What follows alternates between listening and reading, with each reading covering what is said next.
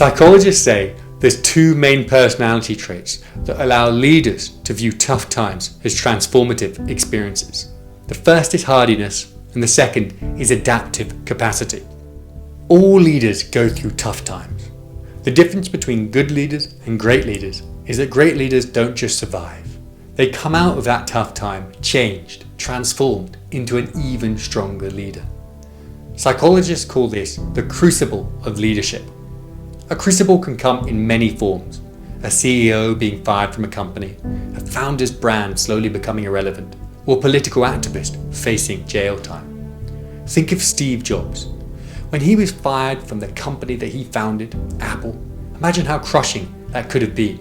Instead, he later said, "Getting fired from Apple was the best thing that could have ever happened to me." When he eventually returned as the leader of Apple, he was a different person. He didn't just focus on innovation, he also focused on people. And it's those new skills that he attributed to the later success of Apple. A crucible can be more profound and more important than just the success or failure of a company. Think of Nelson Mandela. He was convinced that the only road to ending apartheid was armed resistance. His crucible came when he spent 27 years in jail. He later said, "I came to accept that I'd made a mistake." He pursued peaceful means and ultimately ended the regime. Others may have been crushed by these experiences, but these leaders were transformed. They transcended them and they became great leaders as a result.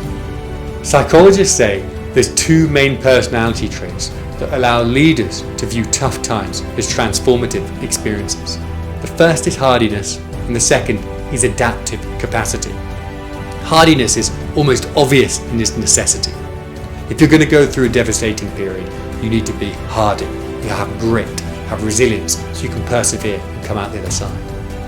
Adaptive capacity allows you to contextualize the tough time, view it from different perspectives, imagine different outcomes, and also interpret how others might see your actions.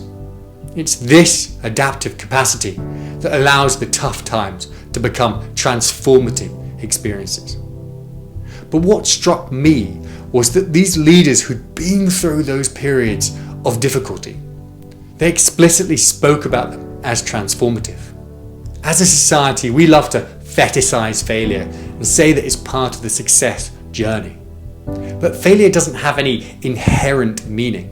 Just because you fail doesn't mean you're destined to succeed. These leaders assigned meaning to the failure. It became part of their personal narrative and therefore it became their crucible. They made adversity work for them, so tough times transformed them and they became great leaders. If you want to become hardier, happier and more fulfilled by learning about resilience, then subscribe by the button above.